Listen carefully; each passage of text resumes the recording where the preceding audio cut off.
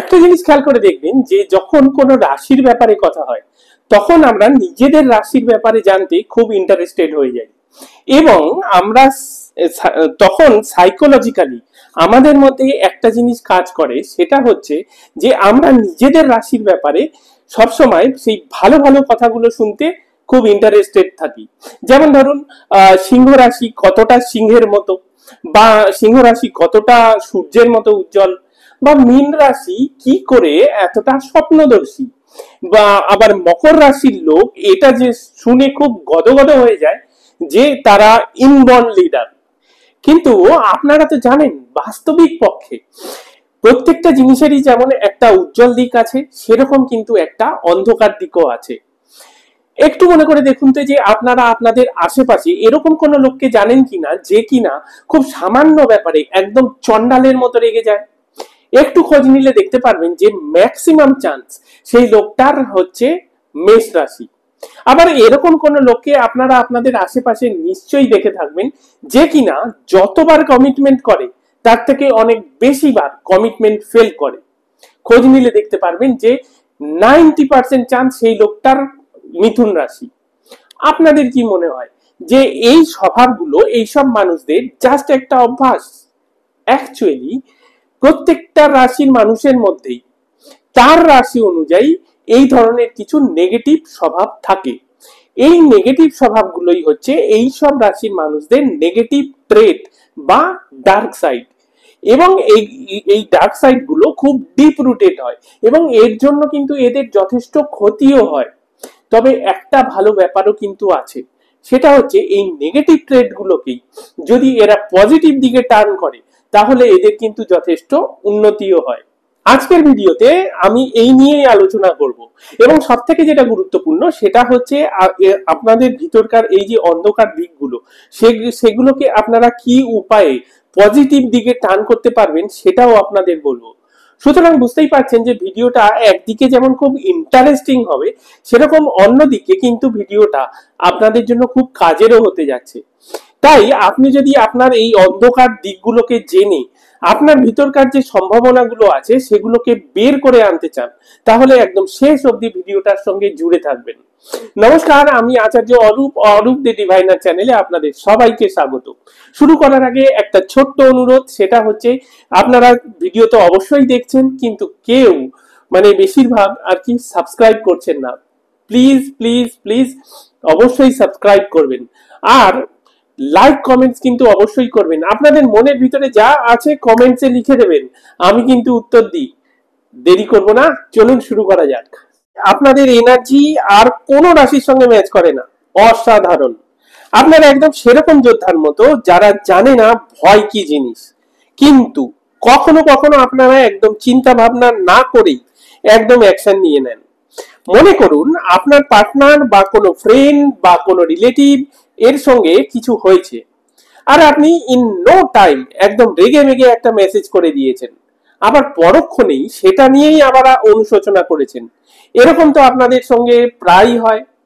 এটাই হলো মেষ রাশির একটা ডার্ক সাইড। একটা গবেষণায় দেখা গেছে যে আপনারা যদি বিশেষ করে দুটো বিষয়ে এরকম হঠকারী সিদ্ধান্ত নেন তাহলে আর আপনাদের ভোগান্তির শেষ থাকবে না।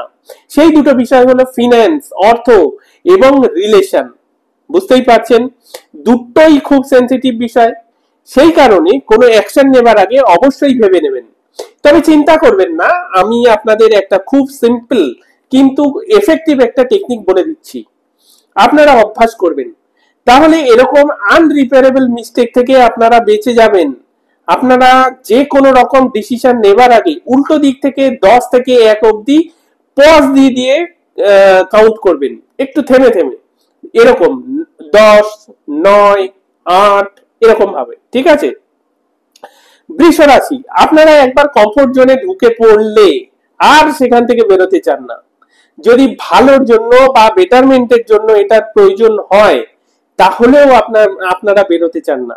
এটাই আপনাদের ডার্ক সাইড, একটা বড় ডার্ক সাইড। মনে করুন কোনো রিলেশন বা কোনো চাকরি, সেখানে যদি কোনো ঝামেলা না থাকে, আপনি সেখানে যদি আরামে কাজ করে যেতে পারেন, তাহলে বেশি মাইনার চাকরি পেলেও 10 বার এগোবেন আর 10 বার পিছোবেন। এরকম করেন কিনা কমেন্টস আমাকে অবশ্যই জানাবেন। এর থেকে আপনারা যদি বেরোতে চান তাহলে আপনাদের যে কোনো জায়গায় খাপ খাইয়ে নেওয়ার মানসিকতা তৈরি করতে হবে। আর যেটা করবেন, ছোট ছোট করে নিজের জন্যই চ্যালেঞ্জ তৈরি করবেন।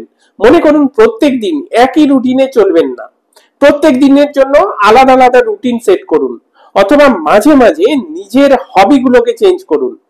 এইগুলো করতে বললাম কারণ আপনি যখন কমফোর্ট জোন থেকে বেরোবেন তখনই কিন্তু আপনার উন্নতি শুরু হবে। মিথুন রাশি আপনাদের মাথাটা হলো ব্যাংক অফ আইডিয়াস। ঝড়ের গতিতে মাথায় বিভিন্ন রকম আইডিয়া আসতে থাকে, কিন্তু মুশকিল হলো কোনো একটা আইডিয়াতে আপনারা স্টিক করে থাকতে পারেন না। আপনারা নিজেদের একটু খেয়াল করে দেখবেন, আপনারা 10 রকমের কাজ একসাথে নিয়ে নেন এবং সেগুলো করার চেষ্টা করেন, কিন্তু দুঃখের বিষয় একটাও কমপ্লিট করতে পারেন না। আর একটা বিষয় হলো, আপনারা মানুষের সঙ্গে কথা বলতে ভীষণ ভালোবাসেন, আর এই অভ্যাসটার জন্য আপনারা অনেক সময় গুজবেরও আশ্রয় নেন। একটা গবেষণায় দেখা গেছে যে মিথুন রাশির লোকেদের মধ্যে 60% লোকেদের কথায় গুজব থাকে। আমি কিন্তু সব মিথুন রাশির লোকদের কথা বলছি না, 60%। আপনাদের যেটা করা উচিত সেটা হচ্ছে কথা বলার সময় খেয়াল রাখবেন যাতে আপনাদের কথা খুব মিনিংফুল হয় এবং কথার মধ্যে যেন একটা গভীরতা থাকে। কর্কট রাশি, আপনাদের আবেগটা খুব গভীর হয় কিন্তু খুব ঘন ঘন মুড সুইং হয় আপনাদের, আর এটাই কখনো কখনো মানুষের বিরক্তির কারণ হয়ে যায়। আচ্ছা, কর্কট রাশির লোকেদের একটা কথা জিজ্ঞাসা করি, আপনাদের সঙ্গে এরকম হয়েছে যে অনেক দিন ধরে একটা ক্ষোভ মনের মধ্যে পুষে রেখেছেন? এটাই হচ্ছে আপনার ব্ল্যাক সাইড। আপনাদের জন্য একটা খুব ভালো উপায় বলে দিচ্ছি, গ্যারান্টি সহ খুব ভালো ফল পাবেন। যদি আপনাদের মনে কখনো কোনো রাগ ক্ষোভ জমা হয় তাহলে সেটাকে মনের মধ্যে পুষে না রেখে আপনারা আপনাদের চিন্তা ভাবনা, অনুভূতি এবং প্রতিদিনকার অভিজ্ঞতাগুলোকে প্রতিদিন লিখে রাখার অভ্যাস করুন। একটা গবেষণায় দেখা গেছে এই কাজটা যারা রেগুলারলি করে তাদের মানসিক কষ্ট অনেক কম হয়। সিংহ রাশি, আপনারা এমনিতে খুব ব্রাইট, সূর্যের মতোই, কিন্তু আপনারা কখনো কখনো খুব মানুষের মনোযোগ আকর্ষণ করতে চান। আচ্ছা, কখনো এরকম হয়েছে যে মনে করুন আপনি ফেসবুকে কোনো পোস্ট করেছেন আর তাতে সাফিসিয়েন্ট লাইক পাননি, আর সেই কারণে আপনি আপসেট হয়ে গেছেন। এটাই আপনাদের নেগেটিভ সাইড। আপনারা সব সময় একটা ভ্যালু পেতে চান। গবেষণা বলছে সোশ্যাল মিডিয়া অ্যাডিকশন আর আত্মসম্মান বোধ দুটোর মধ্যে কিন্তু একটা যোগ আছে। তাই আপনারা চেষ্টা করুন বাহ্যিক অ্যাপ্রুভালটাকে গুরুত্ব না দিয়ে পার্সোনাল অ্যাচিভমেন্টের দ্বারা ভ্যালু পেতে। কন্যা রাশি, কোনো একটা বিষয় পুঙ্খানুপুঙ্খভাবে পর্যালোচনা করা, এই বিষয়টাই আপনারা অবিশ্বাস্য, কিন্তু সেটা করতে গিয়ে কখনো কখনো আপনারা কঠিন টাইপের আত্মসমালোচনা করে বসেন। একটু বুঝিয়ে বলি আপনাদের। আচ্ছা, কখনো এরকম হয়েছে যে আপনি একটা চিঠি বা ইমেল 10 বার লিখেছেন এই জন্য যে সেটা শুধু আপনার পারফেক্ট বলে মনে হয়নি? আপনি এই যে অতিরিক্ত নিখুঁত করে কিছু করার প্রবণতা, এটাই আপনার জন্য ডার্ক সাইড, আপনার ডার্ক ট্রেট। জানেন কি, একটা রিসার্চে রীতিমতো উঠে এসেছে যে অতিরিক্ত নিখুঁত হওয়ার প্রবণতা মানুষের উদ্বেগকে বাড়িয়ে দেয়, মানুষকে অ্যাংসাস করে তোলে এবং মানুষকে মানসিকভাবে ক্লান্ত তো করেই, তার সাথে আবেগের দিক থেকেও ক্লান্ত করে দেয়। সেই কারণে আপনারা নিখুঁত হওয়ার চেষ্টা করুন, কিন্তু অতিরিক্ত নিখুঁত হওয়ার চেষ্টা করবেন না, থাকলেনই বা একটু ইমপারফেক্ট। তুলা রাশি, আমরা সবাই জানি আপনারা সব কিছুতে একদম ব্যালেন্স করে চলেন এবং সেটা ভালোবাসেন, কিন্তু এই ব্যালেন্স করার তাগিদেই আপনারা কখনো কখনো অনেক সিদ্ধান্ত এড়িয়েও যান।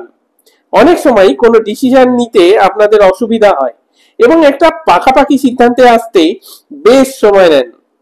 তুলা রাশি, আপনারা একটু খেয়াল করে দেখুন, রেস্টুরেন্টে বসে আপনি কি অর্ডার করবেন সেটা ভাবতেই আপনার অনেক সময় কনফিউশনের মধ্যে পড়তে হয়।